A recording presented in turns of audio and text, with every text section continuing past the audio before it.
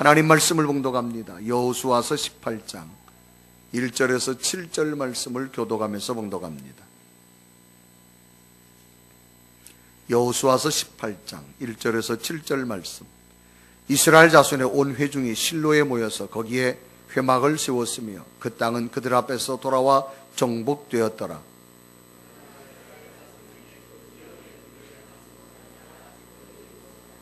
여호수아가 이스라엘 자손에게 이르되 너희가 너희 조상의 하나님 여호와께서 너희에게 주신 땅을 점령하러 가기를 어느 때까지 지체하겠느냐?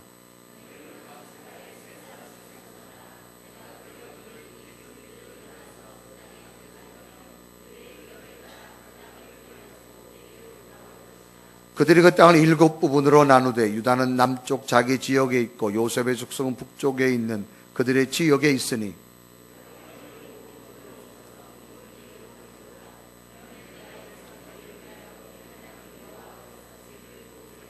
레위 사람은 너희 중에 분깃이 없나니 여호와께서 제사장 직분이 그들의 기업이 됨이며 갓과 루벤과 므낫세 반지파는 요단 저편 동쪽에서 이미 기업을 받았나니 이는 여호와의 종 모세가 그들에게 준 것이니라. 아멘. 오늘 예배하는 여러분에게 하나님의 위로와 평강과 새로운 희망의 꿈이 생기기를 주님의 이름으로 축원합니다. 장난감 가운데 오뚜기라고 하는 장난감이 있습니다. 처음에 이것을 볼 때는 참 신기합니다. 분명히 거꾸로 세웠는데도 지나고 나면 똑바로 섭니다. 넘어뜨렸는데도 똑바로 섭니다. 그것은 밑부분에 중심에 축이 있기 때문에 어떤 모습에서도 바로 설 수 있는 장난감 중에 하나입니다. 참 신기하기도 하지요. 아무리 넘어뜨려도 제자리 서는 오뚜기. 이 오뚜기의 모습을 보면서 우리 사람에 비유해 본다고 하면 세계인들 가운데 오뚜기 같은 사람들이 있습니다. 그 사람들이 누군가 하면 유태인이다, 그렇게 생각해 봅니다. 세계의 수많은 사람들 가운데 특별히 오뚜기처럼 늘 서 있는 유태인들의 모습. 이 유태인은 세계 노벨상 수상자 가운데 32%가 유태인들이 다 상을 받았습니다. 이 노벨상은 스웨덴의 화학자이며 발명가인 노벨의 유언에 따라서 인류 복지에 공헌한 사람이나 단체에 주는 국제적인 상을 수여하지요. 물리학, 화학, 생리학, 의학, 문학, 평화, 경제학 부문에서 한 해 동안, 이제 2012년도 이 한 해 동안에 가장 큰 공헌한 사람의 해마다 상을 주게 되었는데, 노벨의 사망 5주기인 1901년 12월 10일부터 기점으로 해서 2012년 12월 10일까지 약 112회의 상이 수상하게 되어졌습니다. 세계인이라면 누구나 모든 분야에서 최고의 인정을 받고 수상하고 싶어 싶지요. 그런데 이런 상을 수상자 32%가 유태인이라는 사실은 우리를 또 새삼 놀라게 하지 않을 수 없습니다. 이 지구상의 수많은 인종과 국가 가운데 유대인의 수상 비율이 32%라고 하는 겁니다.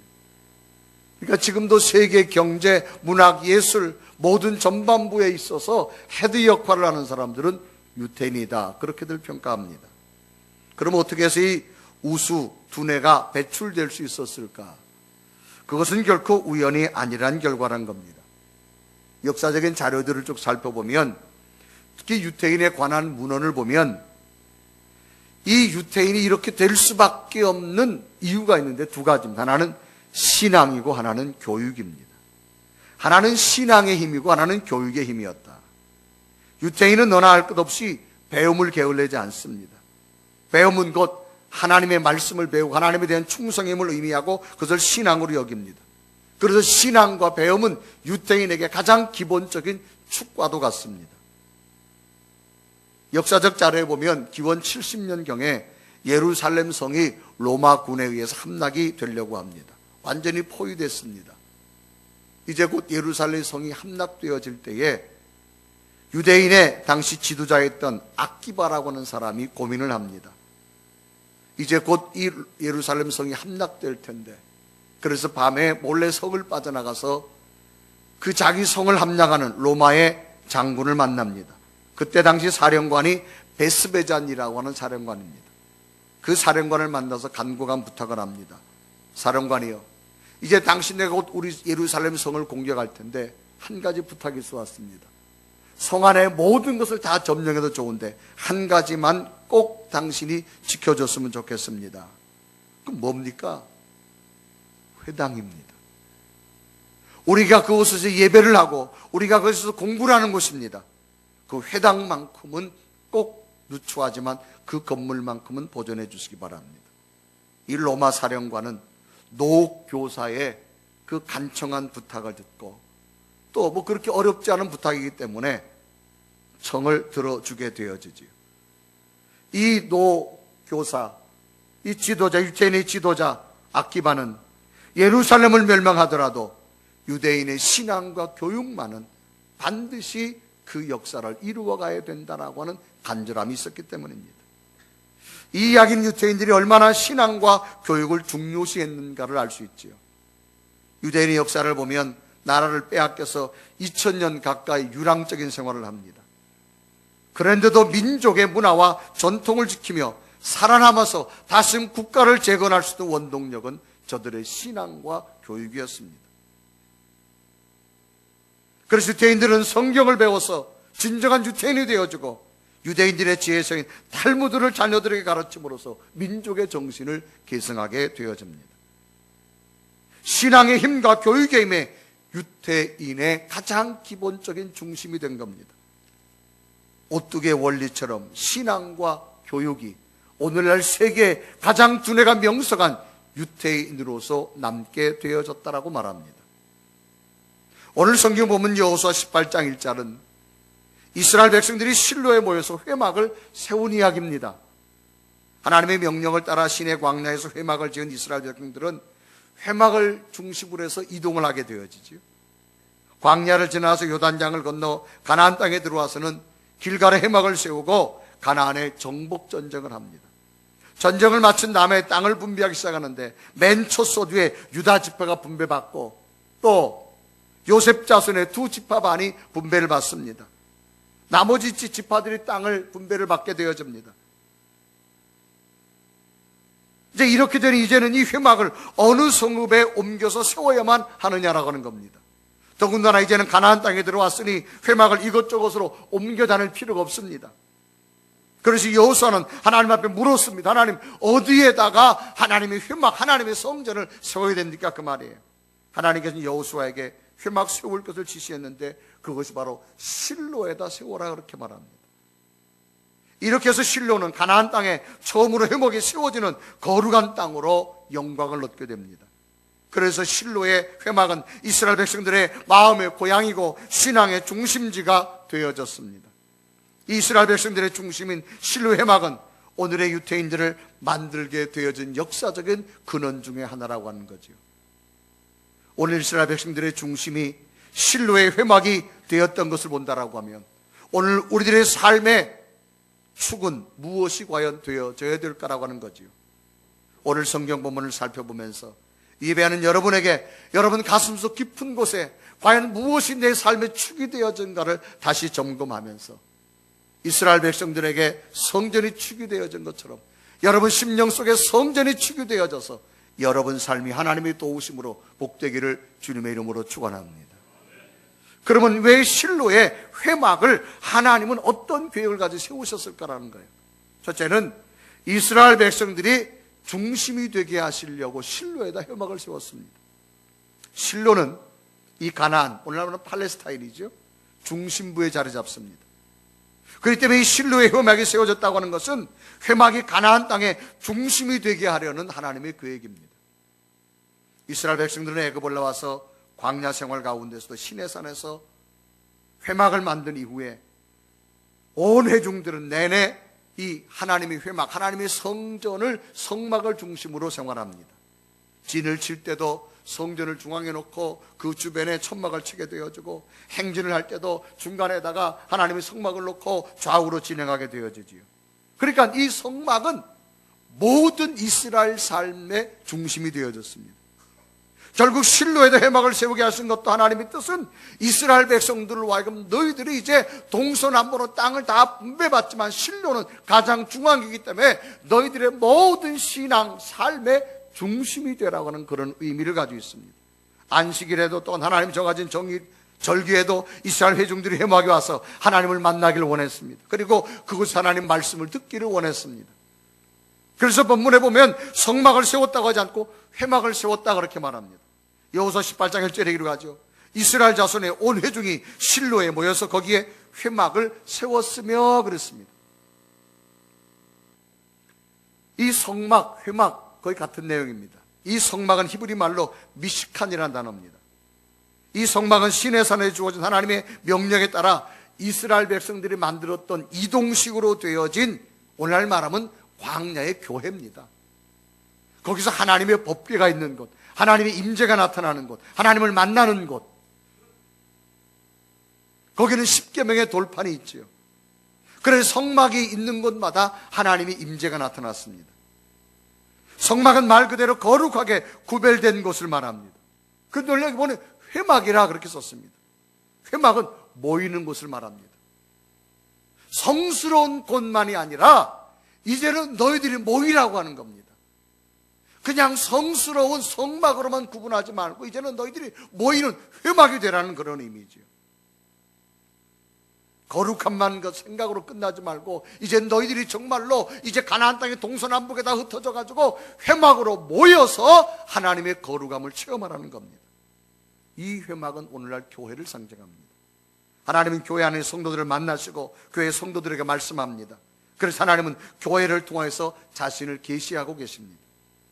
그래서 이스라엘 백성들은 가나안 땅의 가장 중심지인 실로에 하나님의 회막을 세우고 온 백성들로 하여금 언제나 모이면서 하나님을 만나기를 원하신 겁니다. 하나님의 임재를 나타내는 이 회막의 모임이 곧 이스라엘 백성들의 삶의 가장 중심이 되어졌습니다. 중심은 서 있는 자신을 넘어지지 않게 합니다. 중심은 서 있는 자신을 바른 방향으로 갈 수 있게 식별할 수 있습니다. 중심은 서 있는 자신을 앞을 향해 갈 수 있는 힘의 출발이 되어집니다. 그래서 사람이 중심을 잡는다는 게 참 중요합니다. 그러면 오늘날 자신이 서 있는 삶의 중심이 무엇이냐가 매우 중요하지요. 내 삶의 중심축이 뭐냐? 오늘 본문에 보면 온 회중이 실로에 모였다 그랬습니다. 여호수아 18장 1절에 기록을 하죠. 이스라엘의 온 회중이 실로에 모여서, 여기 보면 회중이 모였다. 이 회중이란 말은 히브리 말로 아다트라는 뜻인데 헬라어로 말하면 에클레시아라는 원어입니다. 헬라어로 에클레시아는 교회를 상징합니다. 예수 그리스도를 구주로 고백한 사람들의 공동체를 말합니다. 그러니까 공동체들이 어디에 모였느냐? 이 하나님의 성전, 하나님의 회막에 모였다 그런 얘기입니다. 이스라엘의 전체 공동체를 의미합니다. 그러므로 회막의 영적인 의미는 하나님의 거룩한 회중이 성도들이 마치 오늘날 교회가 되어져서 삶의 중심이 되어졌음을 교훈하고 있습니다. 하나님의 날과 거룩한 절기에 성전에 나와서 하나님 앞 예배하며 하나님 앞 영광을 돌리며 그 말씀을 받아가지고 세상에 나가서 살려고 능력 있게 살아가기를 원하는 하나님의 계획입니다. 오늘날 우리들의 삶의 중심은 무엇이 돼야 될 것인가라고 하는 것이 오늘 우리들의 질문입니다. 여러분, 교회가 여러분 신앙의 삶의 중심이 되시기를 바랍니다. 그것은 교회 속에 함께 하시는 하나님이 내 삶의 중심으로 붙들고 계시기 때문입니다. 교회, 하나님이 임재하는 곳, 구약시대 성막, 하나님이 임재하는 곳입니다. 그래서 솔로몬 왕이 하나님의 성전을 건축한 다음에 이런 음성을 듣지요. 네가 건축한 이 성전에 내 마음이 있다. 내 눈도 있다. 내 귀도 있다. 그러므로 네가 기도하는 걸 내가 들을 것이고 네가 나를 사랑하는 마음을 내가 받을 것이고 네가 행하는 것을 내가 보리라고 말합니다. 열왕기상 9장 3절에 기록하죠. 여호와께서 그에게 이르시되 내 기도와 내가 내 앞에서 간구한 바를 내가 들었은즉 나는 내가 건축한 이 성전을 거룩하게 구별하여 내 이름을 영원히 그것에 두며 내 눈길과 내 마음이 항상 거기에 있으리니 그랬습니다. 하나님의 성전에 하나님의 마음이 있고 하나님의 눈이 있고 하나님의 귀가 있다 이 말입니다. 그러므로 교회는 하나님의 임재가 나타나는 곳입니다. 우리 인간은 한계 상황이 있습니다. 아무리 인간이 탁월하다 그래도 인간이 할 수 없는 한계 상황이 있어요. 그 한계 상황을 극복할 수 있는 길이 뭐냐? 하나님의 도우심입니다. 그 하나님의 도우심은 하나님이 임재하는 성전을 통해서 우리가 기도할 때, 우리가 하나님을 만날 때 하나님이 도와주실 줄로 믿습니다. 그러므로 여러분, 우리 인간의 삶의 가장 중심의 축이 뭐여야 되느냐? 하나님이 임재하는 교회가 내 삶의 축이 되어져야 됩니다. 사람은 중심이 흐트러지면 안 됩니다. 중심이 흐트러지면 곧 넘어져 버리고 맙니다. 자신을 세우는 분명한 중심이 있어야 됩니다. 오늘날 내 삶의 중심이 무엇일까? 진정 나 자신을 세울 수 있는 가장 큰 중심이 무엇일까? 성경은 하나님의 성전이라고 말합니다. 왜? 하나님이 임재하는 곳이기 때문에. 여러분, 한 주간 살아가면서 내가 쓰는 시간 가운데 가장 중요한 축이 무엇을 위해 사용할까요? 한 주간 살아가면서 많은 물질을 어디에다 사용할까요? 내 삶의 축이 무엇인가를 알아야 된다는 거죠. 한 주간 살아가면 내 마음의 씀씀이가 어디에 많이 갈까요? 하나님이 임재하는 축의 중심이 있으면서 마음의 배정도 물질의 쓰임도 시간의 배열도 나타나야 됨을 의미합니다. 내 삶의 가장 큰 비중은 교회, 하나님이 임재하는 성전이 돼야 될 줄로 믿습니다. 왜? 중심이 흐트러 버리면 여러분 한쪽으로 기울어질 수밖에 없어요. 사람은 기울어지면 넘어갑니다. 여러분, 어제도 바다에서, 울산 앞바다에서 큰 크레인 하나가 넘어 중심을 잃어버렸잖아요. 성경에 보면 중심을 잡은 자와 중심을 놓친 자가 있습니다. 중심을 잡은 자를 소개하면 욥이란 사람이 있습니다. 욥을 소개할 때 동방의 의인이고 정말 믿음의 사람. 그래서 하나님께서 참 복을 많이 줬어요. 그런데도 하나님부터 복을 많이 받았는데도 욥의 믿음이 아주 참 탁월합니다. 여러분, 많은 복을 받았어도 믿음이 탁월하시길 바랍니다. 근데 별로 아멘을 안 하시느니요. 여러분, 많은 복을 받았음에도 믿음이 탁월한 사람은 인격적으로 되신 분이에요. 아멘. 근데 대개 받고 나면요, 중심이 흐트러지는 게 사람입니다. 이 욥은 얼마나 많은 복을 받았든지 사단이 욥의 믿음을 시험할 정도입니다. 그래서 사단이 욥을 시험하려고 흔들잖아요. 욥이 만든 가축, 그때 유목사이기 때문에 재산, 가축을 다 죽이게 만들고 자녀들을 다 죽이게 만들고 심지어는 욥의 몸에 병까지 주잖아요. 악창이 들어가지고 기와장을 깨가지고 긁어도 시원함이 없을 정도. 모든 사람이 다 떠나서 심지어 아내마저도 저주하고 떠났어요. 욥은 홀로 남았습니다.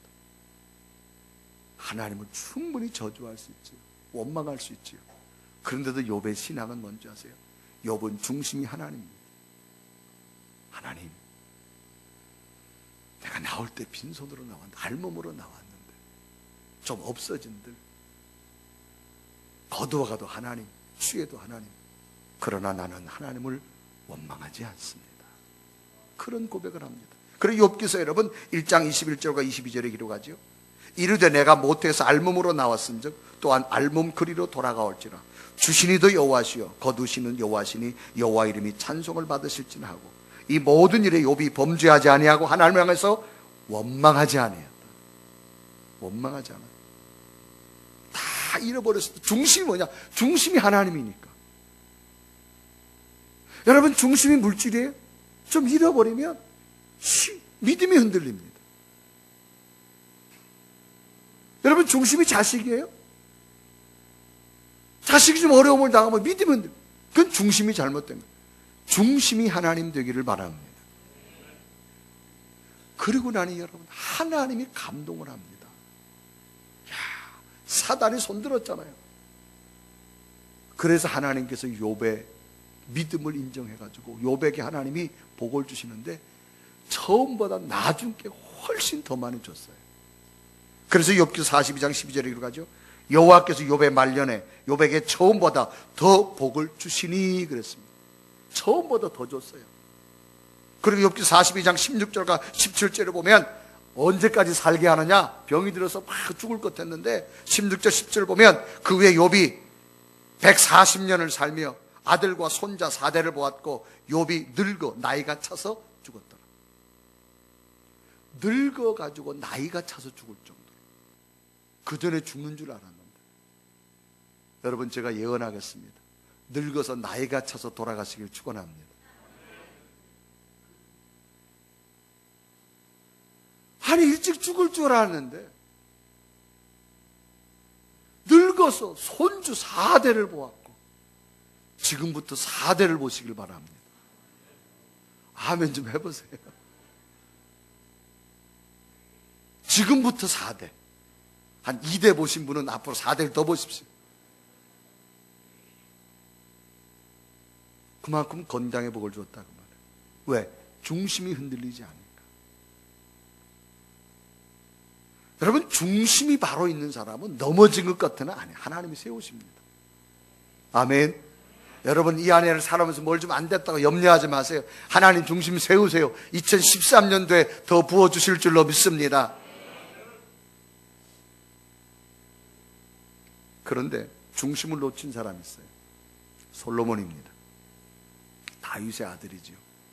다윗이 죽으면서 유언을 하는데 이 솔로몬에게 하나님 잘 섬겨라. 그러니까 솔로몬이 어려서 왕이 되고 나니까 솔로몬이 하나님 성전에 가서 1,000번의 제단을 쌓습니다. 1,000마리의 제물을 가지고 얼마나 믿음이 대단합니까? 1,000번의 기도를 쌓았으니까. 그러니까 하나님이 감동해가지고 솔로몬에게 지혜를 주지요. 하늘의 지혜를 줍니다. 하나님의 지혜를 가지고 정치를 하니까 정치도 잘 되고 국가 경제도 잘 되고 외교도 잘 되고, 그러니까 이 솔로몬 왕 시대 이스라엘의 최고의 번성기입니다. 심지어 이방 나라들이 다 조공을 세금을 바칠 정도입니다. 이쯤 되고 나니까 솔로몬이 중심이 흔들려집니다. 하나님이 아니라 권력이 중심이 되어지고, 하나님이 아니라 물질이 중심이 되어지고, 하나님이 아니라 희로애락이 중심이 됩니다.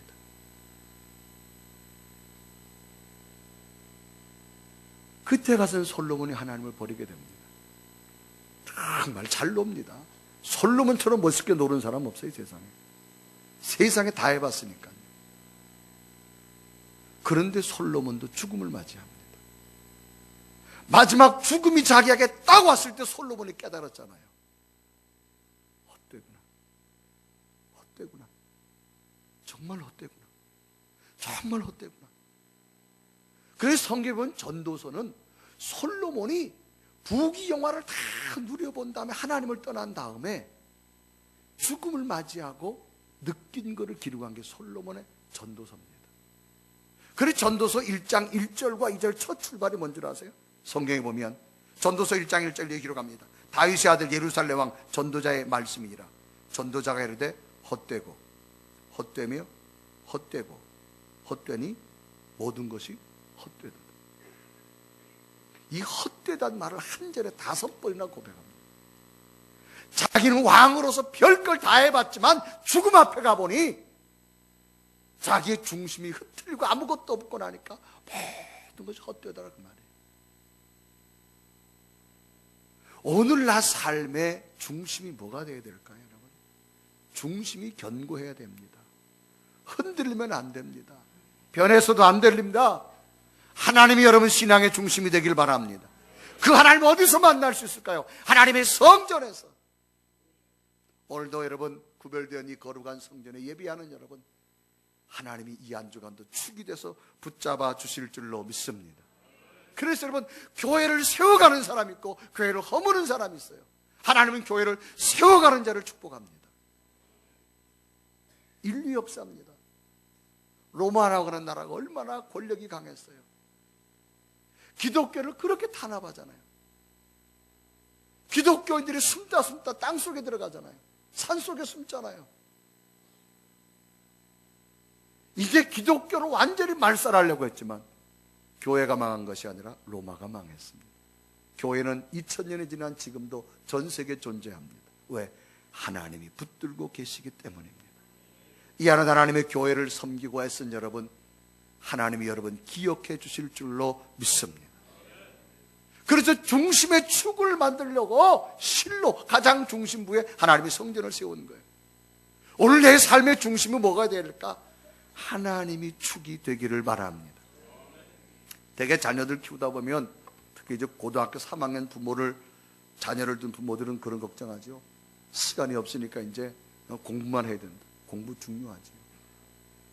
고3이 정말 중요합니다. 더 중요한 건 그 아이의 신앙입니다. 고3 때라고 여러분 교회 빠지면 안 됩니다.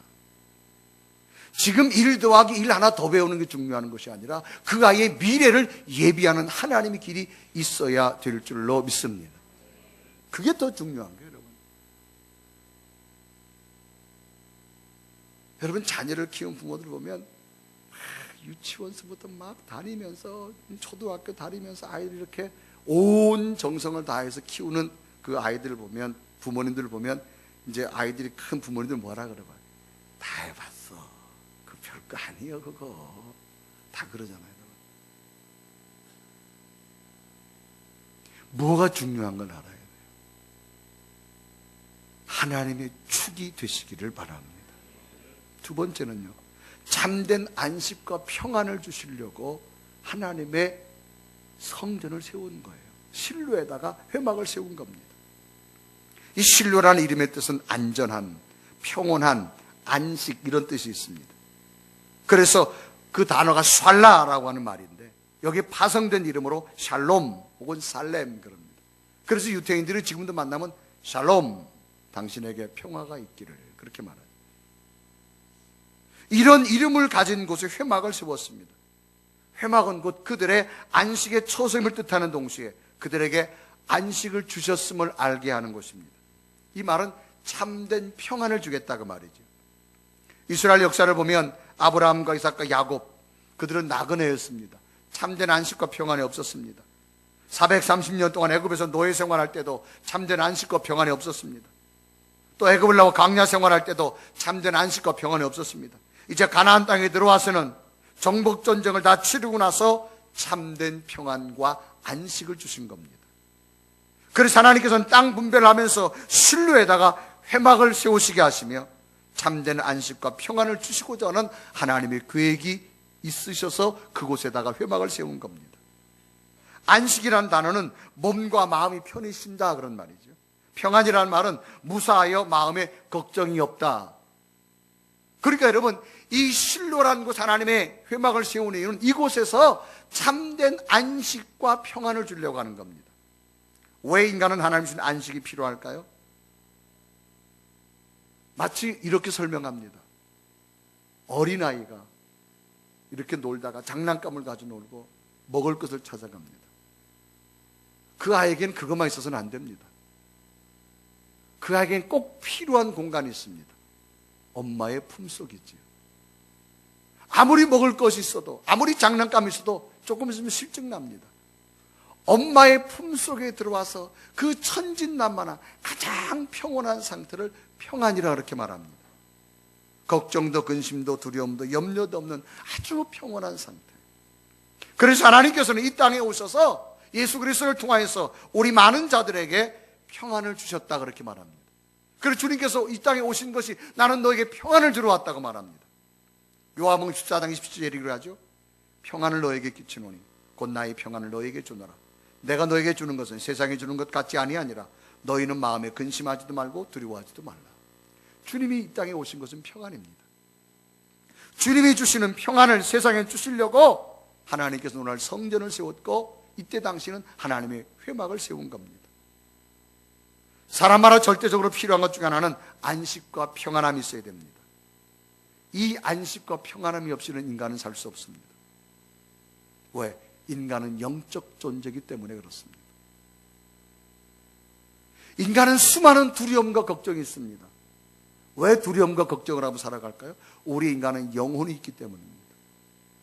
그래서 인간은 하나님이 주신 영혼의 안식을 누려야만 참된 휴식을 할 수 있고 참된 쉼을 가질 수 있습니다. 그러나 오늘날 시대에 사용하는 단어들이 얼마나 많습니까? 불안, 초조, 근심, 걱정, 염려, 공포, 두려움. 너무나 우리들 가까이 있는 소리들 아닙니까? 과학이 발전되면 발전될수록 불안이 더 커지잖아요. 오늘날 청소년들 보십시오. 휴대폰에 손에서만 떨어져도 심리적으로 테스트하는데 불안하더라 그 말이에요. 나이가 들면 들수록 불안은 더 크게 다가옵니다. 건강에 대한 두려움, 자녀들에 대한 두려움. 이 두려움을 없애려고 많은 물질을 가져보지만 그 물질 또한 더 큰 두려움으로 다가오고, 많은 권력을 욕심내서 가져보지만 그 권력 또한 많은 두려움이 내게 자리에 마음에 머물고 만다라는 겁니다. 더 나아가서 가장 큰 두려움은 뭡니까? 죽음에 대한 두려움입니다. 이 죽음 더 큰 걱정과 문제로 다가오지요. 죽음은 세 가지의 특징을 가지고 있습니다. 첫째는 누구나 죽는다는 겁니다. 누구나 예외가 없습니다. 두 번째는 언제 죽을지 모른다는 겁니다. 예정된 시간이 없지요. 세 번째는 죽음은 시험을 할 수 없습니다. 1회입니다. 1회. 누가 인간의 가장 큰 죽음의 문제에서 해방시켜 줄 수 있을까? 그래서 인간은 모두가 죽음에 대한 두려움을 가지고 있습니다. 그런데 성경은 제시합니다. 이 죽음을 해방시켜 주겠다고. 죽음의 두려움에서부터 극복하겠다고. 주님께서 말하죠. 모두도 죽을 것이다. 그러나 너희들 갈 곳이 있다. 너희들이 있는 곳이 있다. 내가 준비해 놓을 테니 염려하지 말라는 거예요. 요한복음 14장 1절과 3절에 기록하죠. 너희는 마음에 근심하지 말라. 하나님을 믿으니 또 나를 믿으라. 내 아버지 집에 거할 것이 많도다. 그렇지 않으면 너희에게 일렀으리라. 내가 너희를 위하여 거처를 예비하러 가노니 가서 너희를 위하여 거처를 예비하면 내가 다시 와서 너희를 내게로 영접하여 나 있는 곳에 너희도 있게 하리라. 예수님 믿는다가 안 죽는 거 아니라는 거예요. 죽는데 걱정하지 말라는 거예요. 내가 다 준비해 놓을 테니 그리로 오라는 거예요. 이 땅의 가장 큰 문제는 뭐예요? 죽음에 대한 문제입니다. 그러나 주님께서는 이 죽음의 문제를 죽음으로 끝나지 않고 새로운 세계가 있음을 분명히 말씀하기 때문에 두려워하지 말라는 겁니다. 요한복음 5장 24절에 기록하죠. 내가 진실로 진실로 너에게 이르노니 내 말을 듣고 또 나를 보내신 이를 믿는 자는 영생을 얻었고 심판에 이르지 아니하나니 사망에서 생명으로 옮겨졌느니라. 사망에서 생명으로. 자, 이 말이 여러분 얼마나 믿어지겠어요? 우리 인간은 영혼이라는 게 있습니다. 똑같은 생명을 가진 여러분이 집에서 키운 강아지는 영혼이 없습니다. 영혼이 있는 자는 뭐가 있느냐? 걱정과 근심이 있습니다. 내일 뭐 해 먹지? 내일 뭐 입고 갈까? 내 미래는 어떻게 될까? 걱정을 합니다. 왜? 영혼이 있기 때문에. 근데 여러분 집에 키우는 강아지가 내일 뭐 먹을까 걱정하는 강아지 봤어요? 내일 뭐 입고 나가 걱정하는 강아지 봤어요? 없습니다. 왜? 그들은 영혼이 없어요. 그냥 죽으면 끝나는 거예요. 만물의 영장이라면 인간은 여러분 영혼을 가지고 있습니다. 그러니까 인간은 육체는 땅으로 흙으로 돌아가지만 우리 속에 있는 영혼은 하나님 나라로 갑니다. 아멘. 이게 복음의 가장 키포인트입니다, 여러분. 그래서 인간의 죽음을 누구도 정복 못했지만 예수 그리스도는 정복했습니다. 누구도 풀지 못하는 이 죽음을 정복한 주님께서 두려워하지 말라는 거예요. 내가 다 준비해 놓았으니 거기 오라는 거예요. 여러분 식당을 가보면요, 예약된 사람하고 예약되지 않은 사람하고 똑같은 돈을 내고 먹어도 여러분 얼마나 차별되어 받는 줄 아세요? 예약된 사람은 자리가 다 있습니다. 예약 안 된 사람은요 한참 기다려야 됩니다. 여러분 이 땅에 살아가는 동안 천국을 예약하시기를 바랍니다. 또 하나 우리를 두렵게 하는 것, 불안하게 하는 것 중에 하나는 삶 속에 만나는 문제들이지요. 인간관계 문제, 환경의 문제, 물질의 문제, 자녀들의 문제, 시시각각 우리를 넘어뜨리는 문제들이 많습니다. 그러나 주님께서 또 말씀합니다. 환난을 당하나 담대하라. 내가 세상을 이겼기 때문에 너희들도 이길 것이니 평안하라 그 말이에요. 요한복음 16장 33절에 이르가죠. 이것을 너희에게 이르는 것은 너희로 내 안에서 평안을 누리게 하려 하심이라. 세상에서는 너희가 환난을 당하나 담대하라. 내가 세상을 이기었노라. 성경은 우리에게 문제를 만나지 않을 것이라고 걱정하지 말라고 말씀하지 않습니다. 환난을 만날 것이라고 말합니다. 인생의 파도와 풍랑이 있을 거라고 말씀합니다. 그러나 오히려 환난과 파도가 있지만 그러나 담대하라는 거예요. 왜? 내가 이겼기 때문에 너도 내 힘으로 이긴다 그 말이지. 내가 세상 모든 것을 다 이겼으니 너희도 반드시 이기기 때문에 평안하라 그 말이에요. 마치 이렇게 설명할 수 있겠죠. 스포츠 경기를 한번 설명해 볼까요? 스포츠 경기도 국제적인 경기를 우리가 흥미를 더 진진하게 우리에게 다가오죠. 세계적인 올림픽, 온 지구촌의 아주 경쟁의 축제지요. 더 나가서 세계 월드컵 축구 경기, 대단합니다. 나라들과의 관계. 특히 여러분 축구를 하다 보면요, 특히 우리 스포츠 경기 중에 꼭 이 지구상에 이겨야 될 나라 꼭 하나가 있습니다. 하여튼 어디는 꼭 이겨야 돼요. 어디입니까? 이상하게 일본은 꼭 이겨야 돼요. 이상하게 하여튼 일본하고 경기만 했다면 이거는 이겨야 돼요. 세계인들이 한국을 바라보는 미스테리 중에 여러 가지 있는데 그 여러 가지 중에 하나가 뭔가 하면 역대 대통령을 지낸 사람들이 수백조 국가 부채를 키우고 자리에 물려놔도 한 푼도 추징을 하지 않고 법적 제재도 없는 아주 신과 같이 엄청난 관용을 가진 나라가 대한민국이랍니다. 또 하나는요, 세계 유일한 분단 국가가 대한민국이래요. 또 하나는 세계에서 보기 드문 단일 민족이랍니다. 또 하나는요, IMF 경제 위기를 맞고도 2년 남짓한 사이에 위기를 벗어난 탁월한 민족. 또 하나는요, 자기 나라 축구 리그 선수의 이름은 제대로 잘 모른답니다.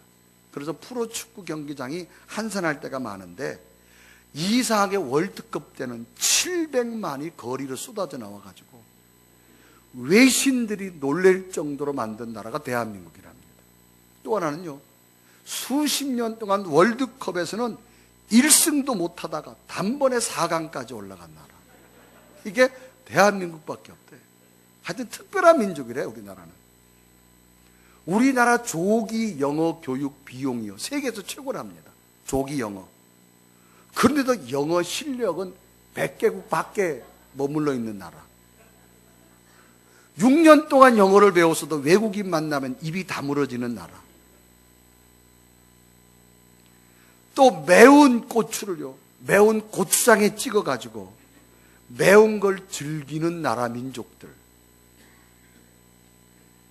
또 하나는 땅덩어리는 작으면서도 우수한 인재가 많은 민족. 또 하나 있습니다. 세계 사람들이 경제하면 일본을 참 이게 무서워한답니다. 세계 경제를 움직이는 일본 사람들을 유독 무시하는 민족. 한국이랍니다. 하여튼 일본을 알기를 우습게 한답니다. 제가 한번 오래됐죠? 일본 가서 부흥회를 하는데요. 일본 성도 여러분 그래야 되잖아요. 저도 모르게 일본 놈 여러분 그랬어요. 근데 통역하는 분이 그건 뺀 것 같아 아마. 일본 사람들이 가만히 있더라고. 그러니까 우리 의식 속에는 그게 참 배어 있어요. 하여튼 세계인이 일본을 두려운데 한국 사람은 쪽발이라고 하죠. 아주 두려워하지 않습니다. 그래서 일본과 축구 경기한다. 무조건 이겨야 됩니다. 이건 이유가 없습니다. 근데 가령 축구 중계를 보는데 3대2로 졌어요. 온 국민이 이건 난리다. 그런데 4대3으로 이겼어요. 그건 온 나라가 축제입니다. 근데 여러분들이 축구 경기를 못 봤어요. 시간이 없어서. 이야기만 들었어요. 그리고 나다가 이제 녹화 방송을 봅니다. 근데 막 3대2로 지고 갑니다. 직접 경기를 볼 때는 막 들끓었는데 녹화 방송 이겼다는 얘기를 듣고 봅니다. 걱정할 거 없어요. 조금 더 후반전에 늘 거야. 아주 여유롭게 봅니다. 왜? 결과를 알고 있으니까. 여러분, 성경은요, 수많은 믿음의 사람들이 고난이 와도 이긴 기록이 성경입니다. 그렇기 때문에 이 성경 속에 나타나는 인물처럼 너희도 고난이 오지만 담대하라는 거예요. 왜? 너희도 이길 줄로 믿습니다. 그래서 성경에 나타나는 수많은 승리자들의 기록, 두렵고 불안할 수밖에 없는 삶이지만 하나님이 성전에 와서 하나님 만나고 참된 안식을 누리고 참된 평안을 누리라고 말합니다. 이런 불안과 초조, 그렇게 살 수밖에 없는 인간들에게 참된 안식을 줄 수 있는 것, 하나님의 교회입니다. 그래서 여러분, 교회 오면 평안하잖아요. 주님께서 막 내가 주는 평안은 세상에 주는 평안과 다르다 말합니다. 마치 어린아이가 어머니 품속에 잠을 자는 것처럼 평안합니다. 그래서 저는 설교를 하다 보면 여러분 표정이 다 보이는데 주무시는 분을 절대 안 깨웁니다. 왜? 얼마나 하나님의 은혜가 크면, 그 평안한 은혜가 얼마나 밀려오면 그렇게 깊은 잠에 주무실까? 절대 안 깨웁니다, 여러분. 성경도 기록했잖아요. 하나님은 사랑하는 자에게 잠을 주시는도다. 그러니까 여러분, 주무시는 분은 은혜가 막 넘치는 분들이죠. 여러분, 오늘도 평안하시길 바랍니다. 특별히 2012년을 살아가면서 걱정, 근심, 염려, 환난, 여러분 뜻대로 안 돼 걱정하지 마세요. 하나님이 새로운 승리를 여러분에게 주실 줄로 믿습니다. 회막의 실로의 성전의 의미는 오실 메시아를 기다리라는 겁니다. 이건 뭐 희망을 가지라는 거죠. 야곱이 죽기 전에 그의 아들 12아들을 야곱이 축복합니다. 그러면서 유다를 위해서 복을 빌어주면서 메시아가 너를 통하여서 내 후손을 통해 나타날 거라고 예언을 합니다. 그래서 창세기 49장 10절에 기록하죠. 규가 유다를 떠나지 아니하며 통치자의 지팡이가 그 발 사이에서 떠나지 아니하기를 실로가 오시기까지. 이 실로란 말은 그때 당시 메시아를 말합니다. 야곱이 장차 유다 지파를 통해서 메시아가 올 거라고 말합니다. 결국 예수 그리스도는 유다 지파를 통해서 2012년 전에 이 땅에 오셨습니다. 예수 그리스도가 이 땅에 오신 것은 죽음을 정복하고 억압과 절망, 좌절 가운데 있는 온 인류에게 희망이 되어주신 겁니다. 그러므로 교회는 여러분 하나님 속 예배 드릴 때마다 새로운 꿈과 희망을 안고 돌아가시기를 바랍니다. 그게 여러분 복음이 오늘 우리에게 주시는 의미입니다. 예수님 땅에 오셔서 가는 곳마다 복음을 전하시고 병든 자를 고치시고 귀신을 쫓아내셨습니다. 그리고 누구를 만나든지 살려내셨습니다. 30편 된 중풍병자도 문둥병자도 혈루증 여인도 죽은 지 나흘 된 나사로도 죽은 자 가운데 살려내셨습니다. 가늠한 여인도 비판하지 않았습니다. 남편이 다투 있는 수가순 여인도 비난하지 않았습니다. 다 용서했습니다. 왜? 주님은 이 땅의 희망이시기 때문에. 그리고 오늘도 우리 속에 하나님의 성전 회막에 앉은 여러분, 가슴속에 불안과 염려와 걱정 다 떨쳐버리고 주님이 주신 평안과 희망이 여러분 속에 나타나시기를 바랍니다. 한 사람을 소개합니다. 대학을 다니다가 퇴학을 맞았습니다. 중퇴를 하지요. 그 후 사업을 하다가 실패를 합니다. 이제 자기의 삶에 희망이는 없습니다. 그래서 미국 미시간 호수에 뛰어들어서 몸을 던지려고 자살을 결심합니다. 칠흑 같은 밤에 자살하려고 뛰어내리려고 하다가 문득 하늘을 쳐다봅니다. 하늘을 쳐다보니까 총총총 별이 얼마나 많이 떠 있는지 몰라요. 이 사람 마음속에 죽기 전에 내가 별이라도 씌워봐야 되겠다. 그래 별을 쉬기 시작합니다. 별이 얼마나 많은지, 아니 도대체 저 별을 누가 만들었으면 저렇게. 그 순간 자기 머릿속에 어렸을 때 들었던 주일학교 때 성경 말씀이 새록새록 생각납니다. 천지를 창조하신 하나님. 그러면 하나님이 나도 만들었는데 나를 그냥 자살하려고 만들었냐? 그건 아니다라는 거예요. 그래서 갑자기 한번 하나님의 그 위대한 계획을 나보다 한번 이루어야 돼요. 갑자기 생각이 바뀌었어요. 그 사람 나이가 그때가 32살입니다. 그는 꿈을 가지고 희망을 가지고 새로운 분야에 도전합니다. 발명가, 기술자, 수학자, 건축가, 천문학자로 명성을 얻어서 12개의 학위를 받습니다. 그리고 지구를 57번을 돌면서 수많은 세계 사람들의 강연을 한 유명한 리처드 풀러 박사가 되어집니다. 죽음의 문턱까지 갔지만 하늘의 별을 세보다 하나님이 생각해서 희망을 꿈꿉니다. 그의 삶이 새롭게 바뀌어졌습니다. 어느덧 2012년 12월 예수 그리스도 탄생의 절기에 서 있습니다. 여러분 이 안에 아직도 이루어지지 않은 거 있으세요? 걱정하지 마세요. 내일 주실 하나님을 희망하시길 바랍니다. 여러분 불안과 초조 걱정하지 마세요. 하나님 안에서 안식을 찾으십시오. 새로운 희망을 꿈꾸시고 또 새롭게 달려가는 여러분 믿음이 되어지길 바랍니다. 훌륭한 음악가가 되려면 음악을 들어야 됩니다. 훌륭한 스포츠 선수가 되려면 운동을 해야 됩니다. 작가가 되려면 틈만 나면 글을 써야 됩니다. 목적을 내 희망을 품고 예수님 안에 달려가십시오. 하나님이 여러분과 함께하게 될 줄로 믿습니다. 성전이 여러분 삶의 중심이 되셔서 언제나 흔들리지 아니하고 새로운 꿈을 꾸고 달려가는 여러분 되기를 주님의 이름으로 축원합니다. 축원합니다.